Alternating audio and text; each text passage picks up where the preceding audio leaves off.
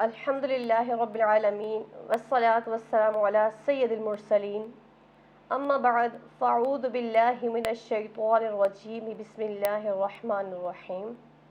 اللہم صلی علی سیدنا و مولانا محمد معدن الجود والکرم وآلہ وبارک وسلم الصلاة والسلام علیکہ یا رسول اللہ، الصلاة والسلام علیکہ یا حبیب اللہ، الصلاة والسلام علیکہ یا نبی اللہ وعلی آلک و اصحابک یا نور اللہ۔ میرے تمام دیکھنے والوں کو السلام علیکم ورحمۃ اللہ وبرکاتہ۔ ناظرین کرام، اللہ عز و جل کا ہم پر احسان ہے کہ اس نے ہمیں ماہ صیام عطا کیا، اور اس پر بھی اللہ تعالیٰ کا بے شمار فضل ہے کہ ماہ صیام میں بھی عشرہ اخیر ہمیں عطا کیا۔ عشرہ اخیر میں 5 راتیں ایسی ہیں جنہیں طاق راتیں کہا جاتا ہے، اور سامعین محترم، طاق راتوں کے حوالے سے بیان کرتی چلوں کہ ان طاق راتوں میں ایک رات ایسی ہے جسے لیلۃ القدر کہا جاتا ہے۔ لیلۃ القدر کی رات وہ رات ہے کہ جس میں ہر لمحہ ہر گھڑی اللہ عز و جل کی رحمتیں برکتیں نازل ہو رہی ہوتی ہیں۔ اس رات کے حوالے سے قرآن پاک میں کچھ یوں ارشاد فرمایا گیا ہے، اِنَّا أَنزَلْنَاهُ فِي لَيْلَةِ الْقَدْرِ، بے شک ہم نے اسے شب قدر میں نازل کیا۔ وَمَا أَدْرَاكَ مَا لَيْلَةُ الْقَدْرِ، اور تمہیں کیا معلوم کہ شب قدر کیا ہے۔ لیلۃ القدر خیر من الف شہر، لیلۃ القدر 1000 مہینوں سے افضل رات ہے۔ تنزل الملائکۃ والروح فیہا بإذن ربہم من کل امر، اس میں جبرائیل اور فرشتے اپنے رب کے حکم سے نازل ہوتے ہیں ہر کام کے لیے۔ سلام ہی حتی مطلع الفجر، اور سلامتی ہے صبح کے چمکنے تک۔ یہ تو قرآن پاک میں اس رات کی اہمیت کو اس صورت میں بیان کیا گیا۔ جب ہم احادیث مبارکہ کی طرف جاتے ہیں تو نبی پاک صلی اللہ علیہ وآلہ وسلم کا ارشاد پاک ہمیں ملتا ہے کہ نبی پاک صلی اللہ علیہ وآلہ وسلم فرماتے ہیں کہ اس رات یعنی شب قدر میں حضرت جبرائیل علیہ السلام فرشتوں کے جھرمٹ میں آسمان دنیا سے زمین پر جلوہ افروز ہوتے ہیں،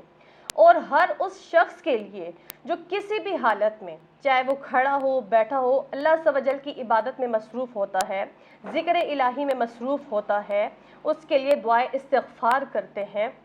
اور اس سے مصافحہ فرماتے ہیں۔ ناظرین کرام، شب قدر وہ رات ہے کہ جس میں جو اپنے گناہوں سے توبہ کرتا ہے تو وہ توبہ کرنے والا ایسے ہو جاتا ہے جیسے کبھی اس نے گناہ ہی نہ کیے ہوں۔ یہ وہ رات ہے کہ جس کے ہر لمحہ ہر گھڑی اللہ عز و جل کی رحمتیں نازل ہو رہی ہوتی ہیں، اور اللہ عز و جل کی رحمت بازو پھیلائے گناہگاروں کو یہ پکار رہی ہوتی ہے، ندا کر رہی ہوتی ہے کوئی مغفرت کا طلبگار کہ اسے مغفرت عطا کی جائے، ہے کوئی روزی کا مانگنے والا کہ اسے روزی عطا کی جائے، ہے کوئی سوال کہ اس کے سوالوں کو پورا کیا جائے۔ شب قدر وہ رات ہے کہ جس میں عبادت کی محنت کر کے بندہ اعمال کے خزانے جمع کر سکتا ہے۔ اب اسے شب قدر کیوں کہا گیا، اس رات کو 1000 مہینوں سے افضل رات کیوں قرار دیا گیا، تو اس کے بارے میں آپ کو بتاتی چلوں کہ ایک دفعہ نبی پاک صلی اللہ علیہ وآلہ وسلم اپنے صحابہ کرام کو بنی اسرائیل کے ایک بزرگ حضرت شمعون رضی اللہ تعالیٰ عنہ کی نیکیوں کے بارے میں بتا رہے تھے کہ حضرت شمعون رضی اللہ تعالیٰ عنہ وہ شخص تھے کہ جنہوں نے 1000 سال تک اللہ تعالیٰ کی عبادت کی، 1000 سال تک روزے رکھے، اور 1000 سال تک انہوں نے جہاد کیے۔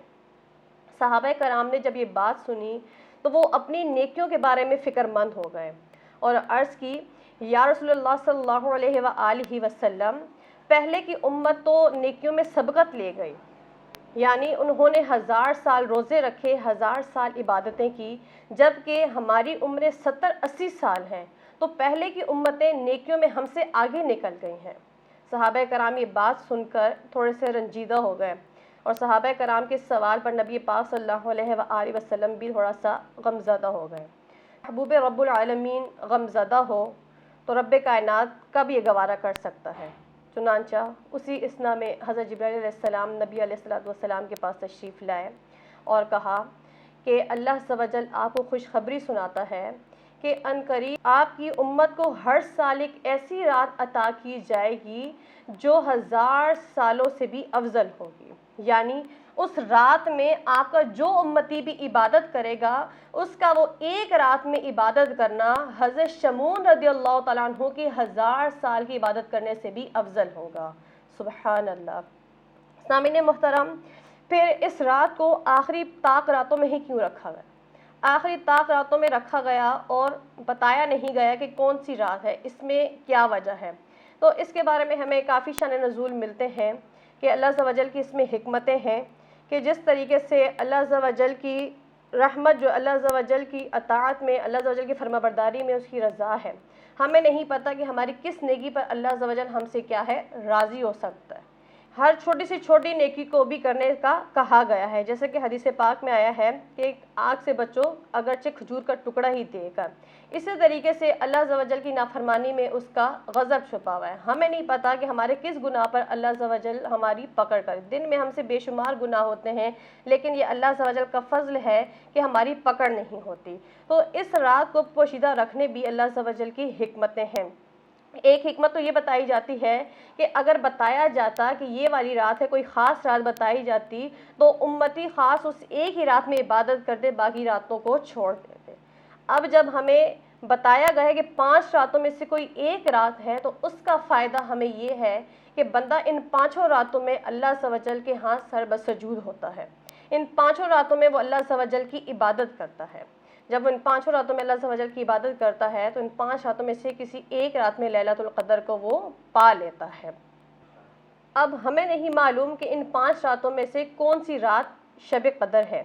لیکن ہم نے یہ کرنا ہے کہ جو 5 راتیں اللہ عز و جل نے ہمیں نصیب کی ہیں، ان 5 راتوں میں، ان 5 طاق راتوں میں ہم نے اپنا معمول یہ بنانا ہے کہ ہم نے اپنی 5 طاق راتوں کو مختلف حصوں میں ڈیوائڈ کر دینا ہے کہ ایک حصے میں ہم نے نوافل کی پابندی کرنی ہے، ایک حصے میں ہم نے کلام الہی کی تلاوت کرنی ہے، ایک حصے میں ہم نے درود پاک کا ایک ہدف مقرر کر لینا ہے کہ ہم نے اتنا درود پاک پڑھنا ہے، ایک حصے میں ہم نے ذکر الہی کو دینا ہے، اور ایک حصہ جو ہے ہم نے اللہ عز و جل کی رضا کے لیے دینی کتابوں کا مطالعہ کرنا ہے۔ سامعین کرام، اس سے بڑھ کر اگر ہماری نمازیں قضا ہوئی ہوئی ہیں تو کوشش کریں کہ ان 5 طاق راتوں میں آپ اپنی قضائے عمری کر لیں۔ قضائے عمری کے بعد اللہ عز و جل کی بارگاہ میں اپنے ہاتھ اٹھائیں اپنے گناہوں کی مغفرت طلب کرنے کے لیے، اور سچے دل سے اللہ عز و جل سے دعا مانگیں کہ اے رب کعبہ، قصداً سہون جو ہم سے گناہ سرزد ہو گئے ہیں، ہمارے ان گناہوں کی مغفرت فرما اور ہمیں آئندہ گناہوں سے بچنے کی توفیق عطا فرما۔ اور اس کے ساتھ ہی اس رات میں، طاق راتوں میں، ہر رات میں آپ یہ مصمم ارادہ کریں کہ یا اللہ عز و جل، آج کے بعد میری زبان جب بھی ہلے تو تیرا ذکر خیر کرے، میری آنکھیں جب بھی دیکھیں تو تیرے کلام الہی کی زیارت کریں، میری آنکھیں دیکھیں تو تیرے گھر کو دیکھیں، میری آنکھیں دیکھیں تو تیرے محبوب علیہ الصلوۃ والسلام کے روضہ مبارک کو دیکھیں، میرے کان سنیں تو تیرے ذکر الہی کے ترانے سنیں، میرے قدم اٹھیں تو نیک مجلسوں کی طرف جائیں، میرے ہاتھ پکڑیں تو دینی کتابوں کو پکڑیں۔ ناظرین کرام، آخر میں بتاتی چلوں کہ یہ وہ راتیں ہیں کہ جن کے بارے میں کہا جاتا ہے ہم تو مائل با کرم ہیں، ہم تو مائل با کرم ہیں، کوئی سائل ہی نہیں، راہ دکھلائیں کسے، کوئی راہ روے منزل ہی نہیں۔